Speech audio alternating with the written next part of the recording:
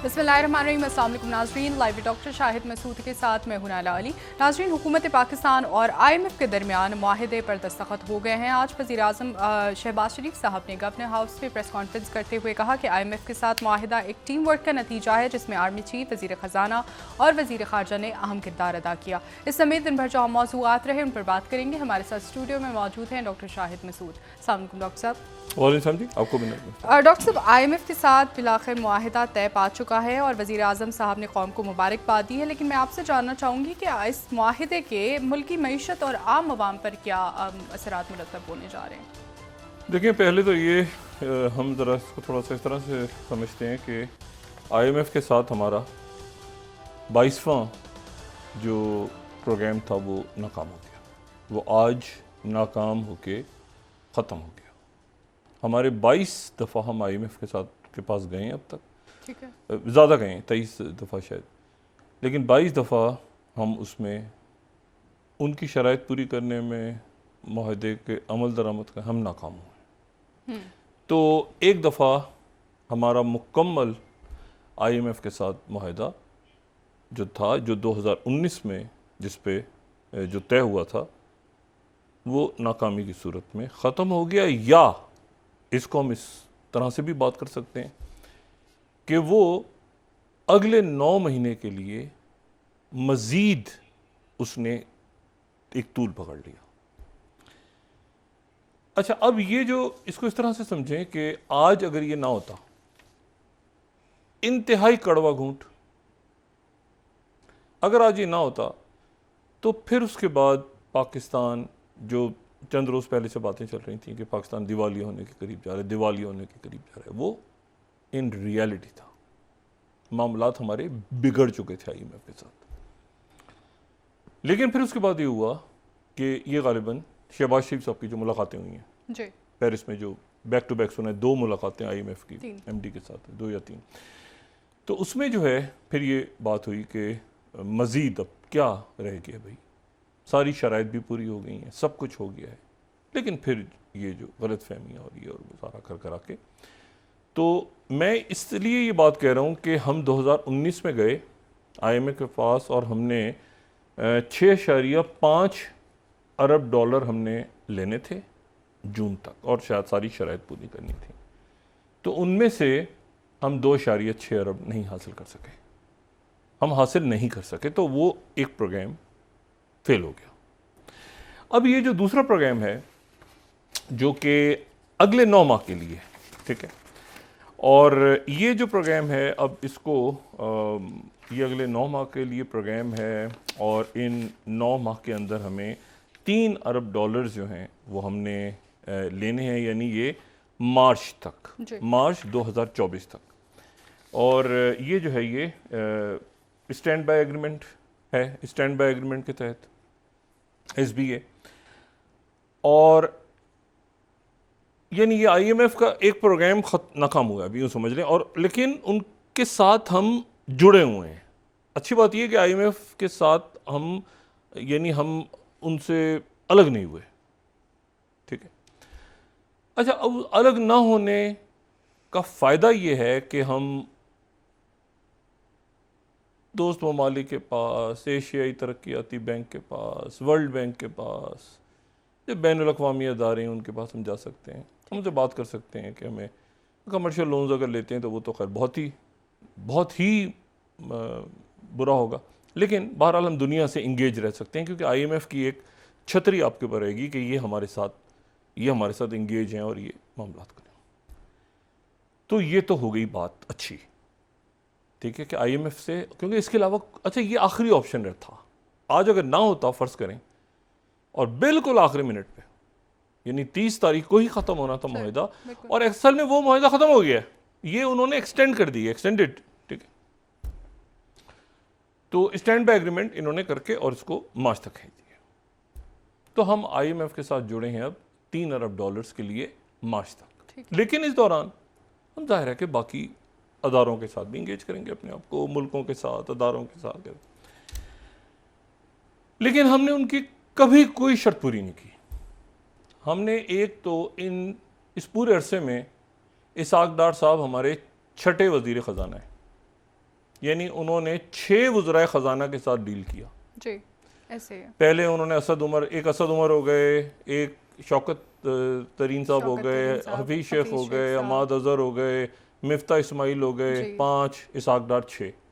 तो 6 तो वज़राए ख़जाना उनके पास गए और 6 वज़राए ख़जाना का अपना अपना एक व्यू इकोनॉमी के ऊपर, किसी के दूसरे के साथ नहीं मिलता। तो अब IMF के साथ मतलब ये कोई 8-9 माह पहले अगर ये हो जाता तो हम ये IMF का प्रोग्राम मुकम्मल कर लेते। अब इस वक्त मुकम्मल करके फिर हम इस वक्त बल्कि महीना पहले हम सोचते कि अगला मुआहदा हमने कैसे करना है, कैसे नहीं करना, कैसे करना। तो शराइत हम उनकी पूरी नहीं कर सके। और अगर हमने मार्च तक शराइत, अब मार्च तक एक तो 6 वज़राए ख़जाना ने ये डील किया 2019 जो मैंने गिनवा दिए, जिसमें PTI की हुकूमत के भी और इस हुकूमत के भी। और फिर उसके बाद आगे जो मार्च तक है वो 3 हुकूमतें डील करेंगी। एक ये हुकूमत, एक निगरान हुकूमत और एक अगली मुंतखब हुकूमत। 3 हुकूमतें आगे होंगी, यानी मोस्ट प्रोबेबली 2 वज़राए ख़जाना मार्च तक और एक निगरान में, और उसके बाद एक मुंतखब हुकूमत आएगी। अब आवाम पे क्या असर पड़ेगा? आवाम पे असर ये पड़ेगा कि महंगाई का एक बहुत बड़ा तूफान, बहुत बड़ा तूफान। क्योंकि देखें लोगों में सकत नहीं है इस वक्त। 8 रुपये 25 पैसे तो फौरी तौर पे बिजली का फी यूनिट, 33% तौर पे। और फिर उसके बाद ज़ाहिर है कि शरह सूद बढ़ा दी, तो शरह सूद ही बढ़ गई अगर, तो फिर उसमें मतलब बैंक से आप पैसा लेने जाएं तो वो आपको बैंक उधार देगा तो उस पर सूद भी ज़्यादा लेगा। क्रेडिट कार्ड आपने कहीं यूज़ कर लिया तो उस पर पता चला बहुत पैसे कट गए। आपने कोई 1000 रुपया खर्च किया था तो उसमें पता चला कि बैंक कुछ और आपसे काट रहा है। फिर आपका रुपया जो है वो मज़ीद कमज़ोर तर हो जाएगा, क्योंकि आपने इंपोर्ट्स खोलनी है, ये भी शर्त है। इंपोर्ट्स खोलनी है, कंटेनर्स हज़ारों की तादाद में खड़े हैं। मतलब ये उसके, यानी इसमें पॉजिटिव चीज़ भी है और इसमें नेगेटिव चीज़ भी है। नेगेटिव चीज़ ये है कि अगर हम दिवालिया हो जाते हैं खुदा न खास्ता, तो जो 29% या 28% महंगाई है वो कहीं 60% पे होती है। यानी लोग उसमें, तो अल्लाह ना करे कि ऐसा होता, लेकिन हम उस तरफ जा रहे थे। अगर ये ना होता आज तो अल्लाह ने उससे तो बचा लिया। लेकिन सवाल यह है कि उसमें जो बुनियादी इश्यूज हैं, वो मैं जो कहता हूँ ना कि कुत्ता पड़ा हुआ है कुएं के अंदर और आप डोल निकालते चले। और उसकी वजह यह है कि ये सारा का सारा जो बोझ है ये आएगा उन लोगों पे जो कि तनख्वाहदार तबका है। ये वो लोग हैं जो बिजली चोरी नहीं कर रहे, ये वो लोग हैं जो कि ब्लैक मार्केट, क्योंकि जैसे ही महंगाई बढ़ती है ये जहन में रखें कि ब्लैक मार्केट भी बढ़ जाती है। क्योंकि लोग फिर कहते हैं कि यार 1 मिनट ठहर जाओ, उस दुकान पे जाके बिल लेने की क्या ज़रूरत है यार, ये जो ठेला वाला है इससे सामान लेते हैं ना, तो ये ब्लैक मार्केट बढ़ती है और उसी पे पाकिस्तान चल रहा है इस वक्त। ठीक है, दुनिया के कई ममालिक से आप ब्लैक मार्केट, पाकिस्तान समेत कई ममालिक से ख़त्म कर दें, इंडिया से भी आप ख़त्म करते हैं ना ब्लैक मार्केट। ये जो गली कई मुल्कों से, कई मुल्क, मैं इंडिया की मिसाल की, बांग्लादेश में भी ऐसे ही है और बेशुमार मुल्क दुनिया के, वो इवन ये जो कई मगरबी ममालिक हैं वहाँ पर भी ये संडे बाज़ार और ये जो चीज़ें होती हैं, संडे मार्केट और फ्राइडे मार्केट, और ये तो उन पर बाकायदा रसीदें नहीं होती, लेकिन वो बहरहाल एक उन्होंने सिलसिला रखा होता है हुकूमत ने कि भाई यहाँ पे सस्ता सामान मिल जाए, तो ऐसा उनके बिल्स वगैरह नहीं होते। अच्छा, अब इशू, लेकिन वो ब्लैक मार्केट गालिबन उसको कहना मुनासिब नहीं, लेकिन कोई ना कोई एक ऐसी जगह लोग ढूंढते हैं जहाँ से सस्ता सामान ले सकें। अच्छा, अब ये है कि इसमें जो है वो तो महंगाई का तो तूफ़ान। अच्छा, महंगाई, अब चूँकि कर्ज़ा लोग नहीं ले सकेंगे तो उसमें कारोबार मुतासर होगा, उसमें बेरोज़गारी, उसमें ये आने वाले कुछ और अहम तरीन बात जो मैं कहता हूँ ना कि कुत्ता पड़ा हुआ है कुएं में, जब तक कुत्ते को नहीं निकालेंगे और पानी के डोल निकालते रहेंगे तो पानी तो आप दोबारा आ जाएगा, फिर कुत्ता पड़ा हुआ है। और वो ये है कि आपका जो खसारा है वो आपसे क्या, आप 2019 में गए तो क्या बात थी, क्यों नाकाम हुआ? उन्होंने कहा कि जी आप रिफॉर्म्स करें। रिफॉर्म्स हम कर नहीं सकते क्योंकि रिफॉर्म्स अगर हम करते हैं, इस्लाहात करते हैं, तो उसके नतीजे में आपकी जो एलीट है, जो बदमाशी है मुल्क पे, तो वो उसको तो आपने तकलीफ देनी नहीं है ना। वो कहते हैं कि अच्छा हम कारोबार उठा के ले जाएंगे, हालांकि वो जितना पाकिस्तान में कमाते हैं वो कई दुनिया में कारोबार उठा के ले जाएं उनको, मतलब ये बस बातें सुने उनकी, इतने जूते पड़े, बाहर चले जाएं ना ये यहाँ से, किसी खलीजी मुल्क में जाके शुरू करें और इस तरह लूटें लोगों को जितना पाकिस्तान में वो कमाते हैं जितना। तो ये बातें सारी करने की होती हैं, ठीक है। कुछ होते भी हैं जेन्युइन जो अपना कारोबार शिफ्ट कर देते हैं कि यार हमारे लिए ये रेड टेप और ब्यूरोक्रेसी और रिश्वत देना और ये दे, लेकिन जो प्रॉपर बिजनेसमैन है ना, जो रुके हैं पाकिस्तान, वो नहीं अपना कारोबार लेके जाते, क्योंकि वो यहीं पर अरब खरबपति बने हैं। अच्छा, वहाँ वो यहाँ से पैसा अपना ले जाके बाहर ज़रूर प्रॉपर्टियाँ और ये और वो सारा खरीद लेते हैं, कमाते इधर से ही हैं, क्योंकि कोई दूसरा मुल्क आपको ये इजाज़त तो नहीं देता ना जो यहाँ पे होता है, चाहे वो रियल इस्टेट हो, चाहे वो शुगर इंडस्ट्री हो, चाहे वो सीमेंट हो, चाहे ये हो, बड़े बड़े इंडस्ट्री जो बैठे हैं, तो उनको तो ये इजाज़त कोई नहीं देगा ना। आप किसी खलीजी रियासत में आप कहेंगे जी हम सामान काम ले जाएंगे उठाने, नहीं, ये बातें करने की हैं। तो अब यह है कि उनको जब तक आप टैक्स नेट में नहीं लाएंगे, उन पे बोझ नहीं डालेंगे और अखराजात कम नहीं करेंगे, अब ये सारा जो शराइत हैं, ये सारी शराइत तो अवाम पे गई हैं ना। यानी इसके नतीजे में महंगाई बढ़ेगी, इसके नतीजे में रुपया बेकदर होगा। अब आप खोलेंगे, जब इंपोर्ट्स खोल देंगे, ज़ाहिर है खोलनी पड़ेंगी आपको। ये मैंने आपसे कहा ना कि जब तक आप ये अपने मामलात ठीक करने का आपको टाइम मिल गया, वरना फिर आप 9 महीने बाद कह रहे होंगे मुल्क कहाँ खड़ा है, मुल्क दिवालिया तो नहीं होने जा रहा, बहस शुरू हो जाएगी।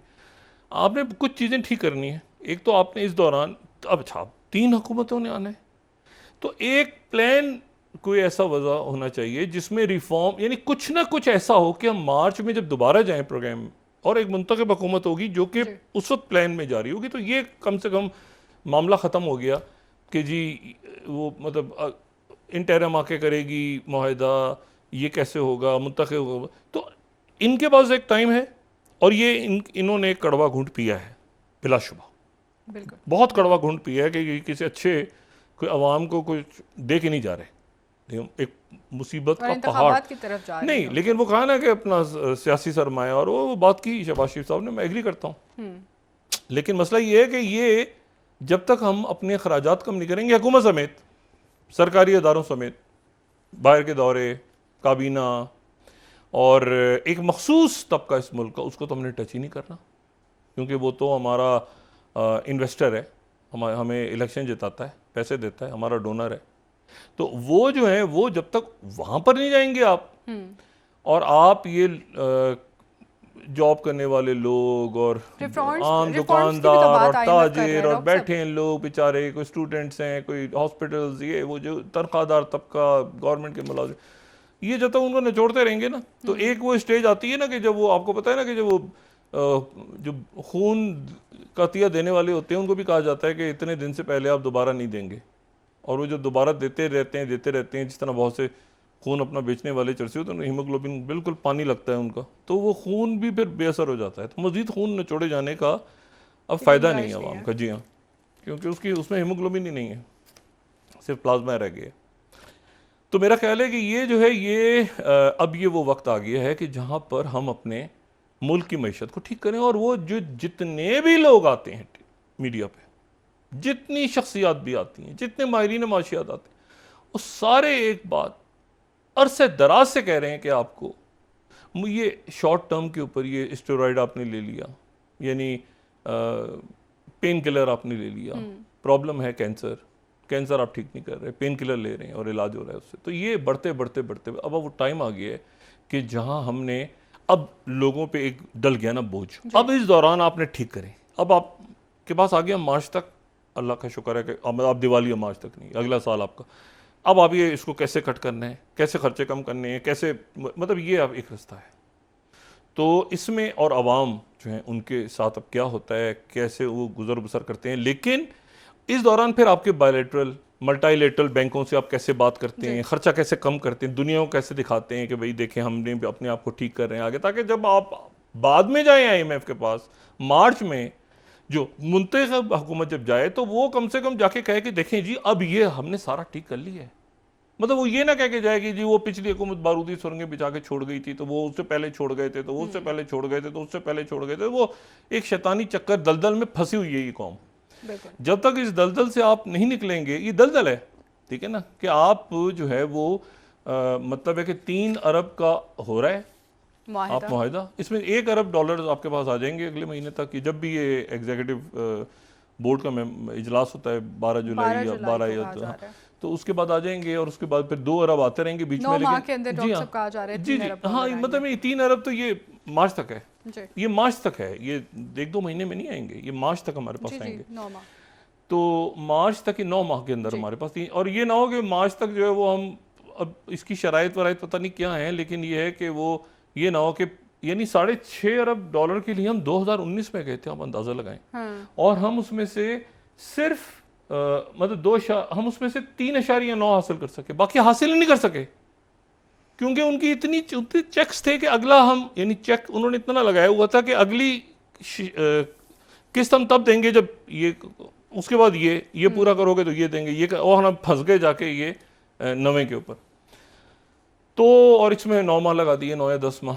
तो अब ये है कि अब अल्लाह से दुआ है कि ये, और ख़ुद भी हम लोग सारा काम दुआओं से अगर होना होता तो ये, मतलब दुआओं में अपना असर है, लेकिन अब ठीक करें ना मुल्क को, बहुत हो गया, मतलब बहुत हो गया। हम बिल्कुल एक दिन अगर ऊपर नीचे होता तो अब देखेंगे कि क्या हालात होते। बिल्कुल।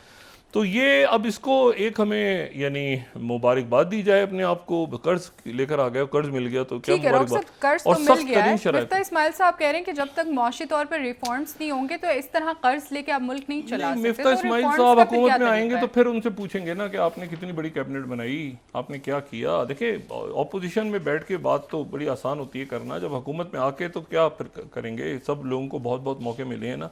अरे मिफ्ता इस्माइल साहब अपनी बात दुरुस्त कर रहे हैं, उनको शायद इतना वो कर भी नहीं सके, क्योंकि ज़ाहिर है रिफॉर्म्स क्या, इतनी बड़ी कैबिनेट है। वो भी अब इसहाक डार साहब से भी पूछेंगे तो वो भी शायद बताएंगे कि जियो पॉलिटिक्स है, और वो है, यकीनन होंगे। लेकिन अब ये देखें ना, ये क्या यहाँ पे हो क्या रहा है मुल्क में। मतलब एक अमीर तबका जो है वो तो अमीर और नहीं, और फिर आपकी अकाउंटेबिलिटी नहीं है ना। आप अकाउंटेबिलिटी करते हैं पॉलिटिकल, सियासी अकाउंटेबिलिटी करते हैं ना, आप मिला देते हैं सियासत को एहतसाब के साथ, और फिर उसको इस्तेमाल करते हैं बिल्कुल कि जी ये देखो ऐसे, वरना देखो पकड़ लेंगे, वरना ये है वैसे। आप अक्रॉस द बोर्ड जब तक नहीं करेंगे मुल्क को ठीक, अकाउंटेबिलिटी और सियासत को अलग नहीं करेंगे जराइम से, तो उस वक्त तक। और फिर उसके बाद ये जो आपकी एलीट क्लास है, जो एलीट कैप्चर का हमने काफ़ी लफ्ज़ सुना, उसके ऊपर उससे भी पूछे हैं थोड़ा सा कि भाई आप मुल्क से इतना निचोड़ लिया, बस करो, अब ज़रा भरो, टैक्स वगैरह दो। तो ये मेरा ख्याल है कि रिफॉर्म्स, बिजली की चोरी, ये तो उसको ठीक करें, अवाम पे सारा अज़ाब ना डालें, ठीक है। तो ये उम्मीद है कि ये करेंगे, करना पड़ेगा मुल्क को, रियासत को करना पड़ेगा। आप मतलब हालात आ गए थे ना ये ऐसे, देखें। तो ये जो टाइम मिला है 9 महीने का, इसमें जो है अब कैसे हम जाते हैं आगे, और अब इसमें मुबारकबाद भी दी जाए, लेकिन अपना कोसा भी जाए अपने आप को, क्या किया जाए। बहरहाल जो भी किया जाए, इससे मेरे ख्याल से इस टॉपिक को तब्दील कर दिया जाए तो ज़्यादा बेहतर है। सबसे मुनासिब इलाज यही है इसका, इस वक्त इस पे बात ना ही की जाए तो बेहतर है। बस वो हो गया, बस ठीक है, और अच्छा हो गया। मतलब एक अब कीमत बढ़ेगी, ये होगा, सब कुछ होगा, लेकिन ये कि वो दिवालिया होने से, मतलब या तो मैं 28-29% में होती थी, वरना दिवालिया खुदा न खास्ता होता तो 50%, 60% हंगामे छुपे, पता नहीं क्या होता। तो वो उससे तो हम बच गए, और दुनिया बात भी नहीं करती। डिफ़ॉल्ट हो जाए मुल्क तो लोग बात नहीं करते। अब वो डिफ़ॉल्ट नहीं है, आप अब आगे जा रहे हैं। अब कैसे दुनिया को मैनेज करते हैं डिप्लोमेटिकली, बायलैटरल, मल्टीलैटरल, वो आपके पास एक टाइम मिल गया, ठीक है। अच्छा, तो उसमें ये, और लेकिन अवाम के लिए कोई अच्छी खबर नहीं है, और होनी भी नहीं चाहिए थी, क्योंकि कुछ हमने किया भी तो नहीं ना। हम बताओ कौम, हमने क्या, देखिए ना 2019 से हम, उन्होंने में कहा 6.5 अरब देंगे, और उसमें से मतलब है कि 4 अरब भी नहीं ले सके उनसे। तो बात ये है कि ये हमने ठीक करनी है चीज़ें। अच्छा, दूसरी बात है, मैं अगर थोड़ा सा वक्त है तो मैं इस पे थोड़ा सा टाइम अगर है तो मैं एक टॉपिक को, मैं देखें कल मैंने बात की थी, आज मैं दोबारा ये बात कर रहा हूँ। और मैं उसकी वजह क्योंकि वो वहाँ से एक बात ऐसी आ रही है बार बार, और मैं उस बात को, देखें इंडिया को अमेरिका की तरफ से कहा गया, और ये बड़ी एक तरह से बड़ी डेवलपमेंट है कि इंडिया को, हमारा पड़ोसी मुल्क है, और ज़ाहिर ख़त्ते के तमाम वाक़े, अमेरिका ने उनसे अब खुल के ये कहा है कि आप जो है वो अपना साउथ चाइना सी में अपना रोल प्ले करें। अच्छा, साउथ चाइना सी में अपना रोल प्ले करें तो ये साउथ चाइना सी के अंदर तो मेरा नहीं ख्याल कि कोई एशिया पैसिफिक या इंडो पैसिफिक, हाँ अपने इलाके तक तो ठीक है। साउथ चाइना सी में अमेरिका की जो पॉलिसी है वो तो बड़ी इस वक्त बड़ी मतलब कोई ऐसी पक्की पॉलिसी नहीं है। अच्छा हाँ, लेकिन अब उसमें जो इम्पोर्टेंट बात है ना, वो अमेरिका इंडिया पे दबाव डाल रहा है। दबाव इसलिए डाल रहा है, वही डू मोर का जो हमसे जी कहा जी, गया। डू मोर और मतलब बस लड़ जाओ चीन से, टकरा जाओ। और बीच में गड़बड़ है, ये जो बीच में ये जो मर्जी ये MQ-9B प्रेडेटर की ड्रोन्स के ऊपर ये बात करें। देखिए, मैं यहाँ पे आज इन्होंने वजाहत की है कि इसमें करप्शन नहीं है, ठीक है। करप्शन तो नहीं कहेंगे, लेकिन इसकी कीमत ज़्यादा लगाई गई है। अब ये इन्होंने पहले $3 बिलियन कहा कि $3 बिलियन में। अब आज हिंदुस्तान टाइम्स ने जो है ये बड़े अच्छी उसमें उन्होंने वजाहत हुकूमत ने की है। 10 नुकात उन्होंने 10 पॉइंट्स डाले हैं सामने। पहला ये तो ये है कि according to sources the ministry ने ये कहा है कि सिर्फ एक्सेप्टेंस ऑफ नेसेसिटी हमने जो है वो ली है। अभी तक निगोशिएशन शुरू ही नहीं हुई, ठीक है। यानी अगर नंबर 1 देखें तो नंबर 1 ये है कि निगोशिएशंस है बिगा, अभी बात शुरू हुई है, अभी कुछ भी नहीं हुआ जी, ठीक है। अभी हमने सिर्फ बात शुरू की है, ठीक है, कोई सीरियस नेगोशिएशन। अच्छा, फिर दूसरा क्या कह रहे हैं, वो कह रहे हैं कि ये जो ड्रोन ले रहे हैं, अजीब व गरीब किस्म की बात कर रहे हैं। यानी पहले तो कह रहे हैं कि नेगोशिएशन शुरू ही नहीं, तो फिर वहां के झक मारिए जाके वहां जनरल एटॉमिक्स के साथ, क्या बातें करते हैं। अभी कह रहे हैं शुरू ही नहीं हुआ। अच्छा, फिर उसके बाद कहते हैं अभी शुरू करेंगे हम। दूसरी बात क्या कि ये सिर्फ अमेरिका के पास है। अच्छा, यानी सिर्फ अमेरिका के पास है, ये किसी को दुनिया में नहीं दी। जरा सुने, चीन ने ये टेक्नोलॉजी बनाने की कोशिश की, हिंदुस्तान टाइम्स लिख रहा है जी। और once procured these drones will give India new capability. पूरी दुनिया में किसी के पास नहीं, अमेरिका सिर्फ इंडिया को दे रहा है। और चीन ने अमेरिका से खरीदने की कोशिश की। ये किस मखबूतुल हवास शख्स ने ये हमारे जो रिपोर्टर हैं उनको ये कहा कि लिखो। यानी ये गवर्नमेंट का कोई इंतहाई बेवकूफ आदमी है। अच्छा सुने, तीसरा, the next step is in the process is letter of request to the Biden administration. अब रिक्वेस्ट करेंगे बाइडेन, अभी रिक्वेस्ट भी नहीं हुई। और फिर लेटर ऑफ ऑफर भेजेंगे अमेरिकी कि हम आपको ऑफर करते हैं कि ये खरीद लें। और फिर एक्सेप्टेंस आएगी अमेरिकी हुकूमत से, जो कि यूएस कांग्रेस की इजाजत के बाद आएगी। और ट्रक की बत्तियां देखें जरा, ठीक है। उसके बाद क्या होगा, फिर कॉन्ट्रैक्ट निगोशिएशन कमेटी बैठेगी और वो एग्रीमेंट को फाइनल करेगी। फिर वो कैबिनेट कमेटी फॉर सिक्योरिटी में जाएगा और फिर उसके बाद कॉन्ट्रैक्ट की टर्म्स, एक्चुअल प्राइस। ओहो, अच्छा, अब आगे चलें। मैंने कहा ना, ये किसी ये हमारे जो भी रिपोर्टर हैं इसके हिंदुस्तान टाइम्स के, बहुत बड़ी उनको टोपी पहना दी है हुकूमत ने। अच्छा, उसके बाद जब ये खरीदारी होगी तो उसमें कुछ टेक्नोलॉजी ट्रांसफर होगा। 15 से 20%, 80% पे चले गए थे। हाँ, 80% पे चले गए थे अभी 5 दिन पहले। अभी जीरो होगी, इसमें कोई टेक्नोलॉजी ट्रांसफर नहीं होगी। पहले तो मुआहदा नहीं होगा ये, मुझे तो इसमें गड़बड़ घोटाला लग रहा है। अभी मेरी कुछ लोगों से वाशिंगटन में बात हो रही थी, अभी देखते हैं इसमें क्या होता है। अच्छा, फिर उसके बाद वो कहते हैं कि जो हमारा तपास मिसाइल बन रहा है तो उसके ऊपर कोई फर्क नहीं पड़ेगा और वो बनता रहेगा। यानी हमारे अपनी जो उनका 8वां पॉइंट ये है कि मुल्क के अंदर जो ड्रोन्स बन रहे हैं। अच्छा जी, फिर उसके बाद वो आगे मेरे ख्याल से 9वें-10वें पे भी गए। 9वां-10वां पॉइंट भी मज़ा का खेज पॉइंट है। और वो मज़ा का खेज ये है कि वो अच्छा, इंडियन नेवी ऑलरेडी काम कर रही है इस पर, टेक्नोलॉजी वगैरह। और नहीं, 10वां बहुत ही अजीब है। इसके बाद इंडिया हब बन जाएगा, पूरी दुनिया में हब बन जाएगा। हाँ, एक अड्डा बन जाएगा ड्रोन। भाई एक चीज हुई नहीं है, मतलब आप क्या बात करते हैं, एक हुआ ही नहीं है माहिदा। अब पहले आपने कह दिया $3 अरब का हो गया है, वहां जाके गोलगप्पे खा के आ गए, फिर आप वापस आके आप बता रहे हैं कि जी हुआ ही नहीं है। अच्छा, फिर उसके बाद नहीं, टाइम्स ऑफ इंडिया क्या कह रहा है कि जो दुनिया, अच्छा माहिदा नहीं हुआ ना माहिदा। टाइम्स ऑफ इंडिया क्या कह रहे हैं, जरा सुने। इंडिया में clinch mega US predator drone at 27% less average cost than other countries. यानी वो नेटो को, बर्तानिया को, वो स्पेन, बेल्जियम को जितने में देते हैं उससे 27% कम में इंडिया को देंगे। और भाई आपने पैसे तय कर लिए, कैसे मतलब है? अजीब बात। मैंने कहा ना, जितना वो आप बोलेंगे ना इस पे, ये फंसते चले जाएंगे, ये फंसते चले जाएंगे ये फंसते चले जाएंगे इसमें।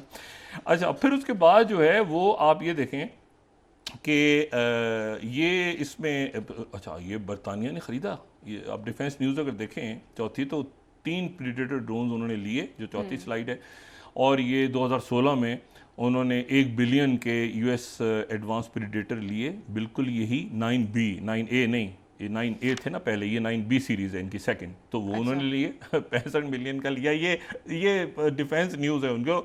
वॉशिंगटन पोस्ट भी यही कह रहा है 2016 का, वॉशिंगटन पोस्ट 3rd स्लाइड, हम कोट कर देते हैं ना ताकि ज़्यादा रौला रप्पा ही ना पड़े। ब्रिटेन, अच्छा अब वो उन्होंने ले लिया, सब ले चुके हैं, ये कह रहे हैं कि हम पहले होंगे जिनको उनसे भी, जी हम सुने ज़रा। फिर उसके बाद जो है, अब आप ये देखें, ये चंद रोज़ पहले तक 5वीं slide, Times of India, US India keen to conclude US, यानी 3 बिलियन ये करते रहे हैं थ्रू आउट, और अब जो है वो, हाँ अब अचानक इनको ये सबकी याददाश्त खो गई है कि हमने तो 3 बिलियन का ही नहीं था। ये देखें, ये जो है ना, अच्छा ऑस्ट्रेलिया ने इसको उड़ा दिया था, ये ज़हन में रखें। ऑस्ट्रेलिया जो है, अगर हम ऑस्ट्रेलिया को उनके साथ भी मुआहिदा हुआ था, नहीं, ऑस्ट्रेलिया ने इसको उड़ा दिया था, और ऑस्ट्रेलियंस का ये कहना था, अगर हम 27वीं स्लाइड देखें तो ऑस्ट्रेलिया कह रहा है कि ये ऑस्ट्रेलियन एविएशन की स्लाइड है, उन्होंने 1.3 बिलियन की ये प्लान ख़त्म कर दिया 2022 में। अच्छा। और फिर ऑस्ट्रेलिया का जो स्ट्रेटेजिक पॉलिसी इंस्टीट्यूट, पहले भी कोट करता हूँ मैं, उन्होंने कहा था Australia has more important things to buy. उन्होंने कहा ये जो बड़े, वो उसको पढ़े ना अभी रिपोर्ट उनकी, वो कहते हैं कि भाई ये जो मिसाइल हैं ये हमारे किसी काम के नहीं है, चीन के खिलाफ तो किसी काम के हैं ही नहीं। अच्छा, हाँ वो कहते हैं चीन के खिलाफ तो सोचे भी ना कि ये चीन के खिलाफ, ये वो कहते हैं ना, ये MQB missile would be just useless in war with China. ये उन्होंने फेंक दिया उड़ा के ऑस्ट्रेलिया ने कॉन्ट्रैक्ट, और कहते हैं these propeller driven aircraft have worse flight performance than world war 2 fighters. ये ऑस्ट्रेलिया का सबसे बड़ा थिंक टैंक है, ठीक है। और फिर उसके बाद वो कहते हैं कि ये तो this is not because badly design, but rather because it is not intended for serious combat. अच्छा, कम्बैट में नहीं है ये इंटेलिजेंस, सर्वेलेंस, ठीक है, रिकॉनिसेंस। लेकिन इसमें इशू क्या है? इशू ये है कि ये इंडिया और पाकिस्तान की सरहद के पास नहीं आ सकता, ये आ ही नहीं सकता। इसको छोटा सा, इतना सा एक गोलायर पे लेके ना इस ड्रोन पे चला देंगे, ड्रोन गिर जाएगा।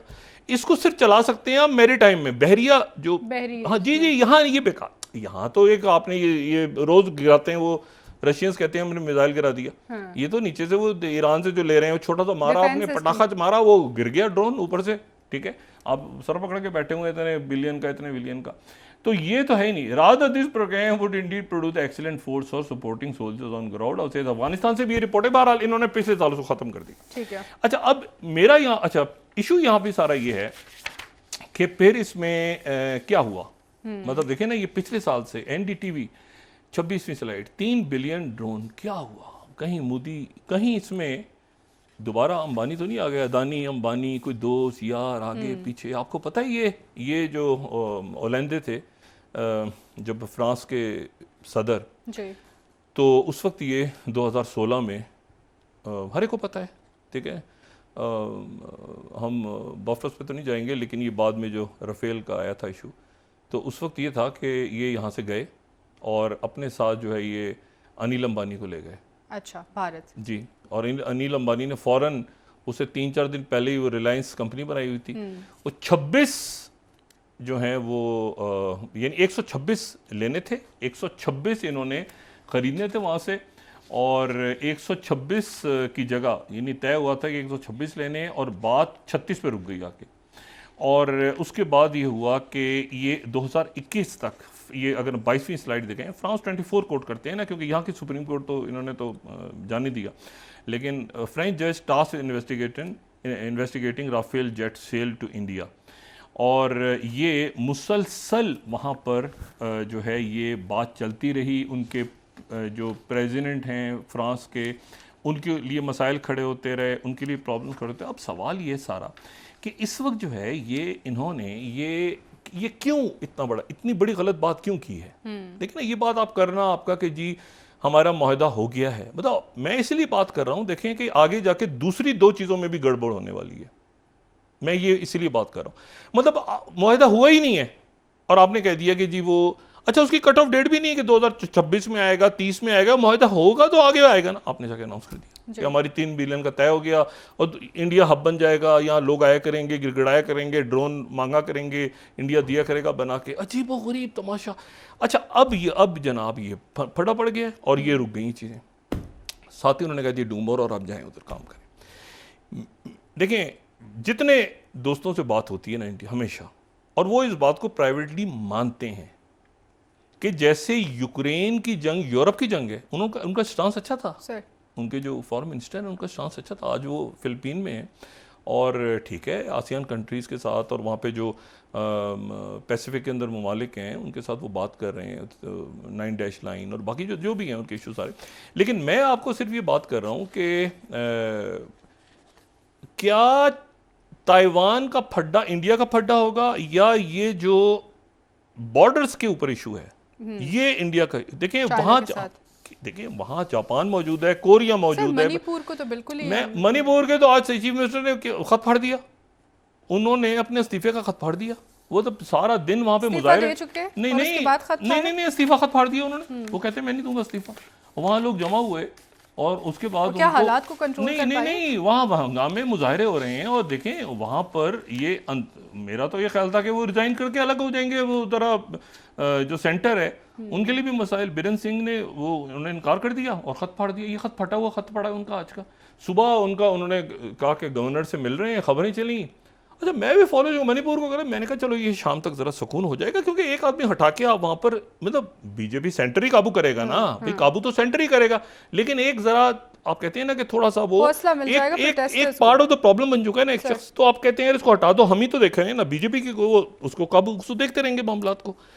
लेकिन ये है कि कुछ ऐसा मामला हुआ कि उसने वो ये लेटर जो है उनके जो इस्तीफा देने को तो हंगामे फूट पड़े हैं, लोग मर गए हैं, मजीद आग लगी हुई है। अब इस सूरत हाल में देखिए म्यांमार के साथ जी। मैं सिर्फ इसलिए कह रहा हूं कि उन्होंने इनसे कह दिया डू मोर, ये रुक जाएगी, ये ब्लॉक हो गई है। यहाँ पर ये ब्लॉक, हाँ अभी खत लिखा जाएगा, कीमतें तय होंगी, ये क्या कमिटमेंट करके आ गए हैं, कौन के साथ था क्या नहीं था, वो एक फट गई ना कहानी आगे। नहीं वो नहीं, एक ब्रेक ले लेते हैं डॉक्टर साहब। इलेक्शन आ रहे हैं, वो कांग्रेस वो लगी रहेगी उधर से। अभी अमेरिका से लिखा जाएगा इस पे, अभी ये भी सुन लें। अभी आपको वहां से खबरें नजर आएंगी उधर से मगरिब से फूटती हुई इससे स्कैंडल के ऊपर। मेरी कम से कम 2 या 3 मीडिया के लोगों से बात हुई, वो घुसे हुए इसमें कि स्कैंडल निकालें। वो कहते हैं इसमें मसला, ठीक है। और बरतानिया, बेल्जियम, नीदरलैंड्स वो उनके डॉक्यूमेंट्स निकाल के इसको पब्लिक कर रहे हैं। इशू मैं सिर्फ ये कहना चाह रहा हूँ कि ये इस वक्त जो एक केओस फैला हुआ है ना, केओस पे इजाफा नहीं होता कि अब आप घुस गए साउथ चाइना सी में 1000 दफा घुस जाएं, मगर मसला ये है कि ये मैरीटाइम के ड्रोन्स इंडिया पाकिस्तान बॉर्डर पे इस्तेमाल नहीं हो सकते। गुलैल से गिरा दिया जाएगा इनको, गुलैल से ये ड्रोन गिरेंगे। ये इंटेलिजेंस और ये जो है सर्वेलेंस आप क्या पाकिस्तान के ऊपर ले करेंगे? ये ड्रोन्स हैं ही मैरीटाइम के लिए। इनको ये जहां इस्तेमाल हो रहे हैं वो मैरीटाइम यानी बहरिया उनको यूज कर रही है। ठीक है डॉक्टर साहब, एक ब्रेक ले लेते हैं। अब ये पूरी अपने उसे हट गए, हमने तो बात ही नहीं की, हमने तो लेटर बनाया है, अभी तो हम खत लिखेंगे, अभी फिर वो जवाब देंगे, फिर उसके बाद यहाँ पे डिस्कस होगा, फिर उसके बाद टेंडर खुलेगा, फिर टेंडर एक्सेप्ट हो। ओ भाई खुदा, क्या ट्रक की बत्ती है। मतलब आप कहाँ, और उन्होंने कह दिया डू मोर। साउथ चाइना सी में जाओ, क्योंकि उनको पता है कि ये सारा जो मिलिट्री इंडस्ट्रियल कॉम्प्लेक्स है, और ये देखें अनिल अंबानी एक बड़े सनतकार हैं, इनको बाकायदा वो जो उनका सदर था उनके साथ एक मोहतरमा होती थी, उनको उनकी फिल्म के अंदर पैसा देना पड़ा। ठीक है जी, ये मैं आपको बताऊं, उनकी फिल्म जो है उनकी मूवी के लिए, मैं सिर्फ 1 मिनट 41वीं स्लाइड दिखा देना, उसके बाद 41st ये जूली गयात खातून जो है, जूली गयात, ये जूली गयात को ये ये डील हुई ना, तो अनिल अंबानी ने पैसे दिए उसको मूवी के लिए कि तुम फिल्म में हीरोइन बनो। भाई नहीं मतलब बहन या जो भी कहा होगा, सुने वो आई, उसने यहाँ पे शूटिंग की पूरी इंडिया में, बाद में ये बम फटा के ये फंडिंग भी अनिल अंबानी उसी खाते में डाल दी थी।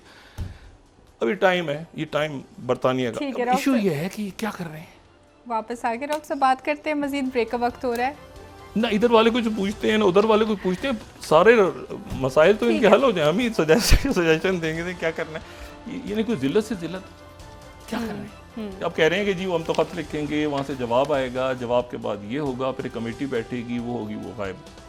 और ध्यान तवज्जो हटाओ बाइडेन इस एडमिनिस्ट्रेशन दौरान सर, तवज्जो ये तो एक्सपेक्टेड है, माजी में भी ऐसे डील्स नहीं करते नहीं रहे है ही नहीं, अमेरिका। चीज है ही नहीं, कोई मुआहिदा ही नहीं है। 3 बिलियन में इतने आ जाएंगे, अभी कुछ है ही नहीं। ठीक है, ब्रेक ले लें डॉक्टर साहब? जी नाज़रीन एक ब्रेक लेते हैं, हमारे साथ हैं।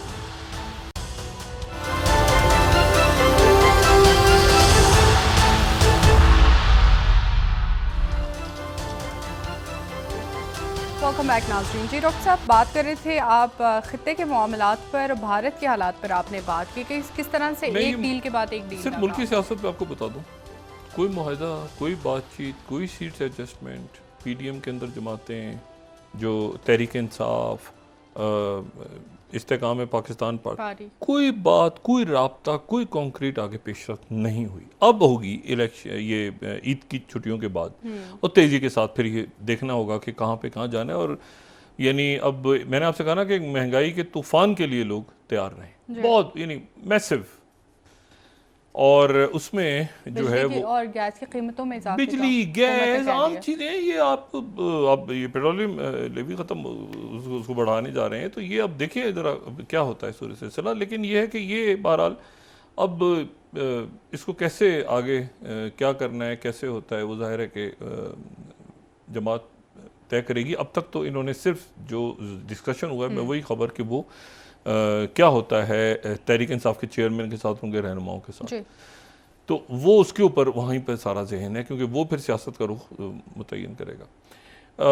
स्वीडन में बहुत गलत हरकत हुई है वहाँ पर, जो कुरान शरीफ की बेहुरमती, और उसके नतीजे में एक तो पूरे आलम इस्लाम में गुस्सा है शदीद, और साथ ही ये है कि उनकी स्वीडन की अपनी जो नेटो में आना था, उन्होंने वो रुक गया। वो अब तो तुर्की, बिल्कुल ही तुर्की ने साइड पे फेंक दिया, तो स्वीडन की नेटो की मेंबरशिप पता नहीं कहाँ गई।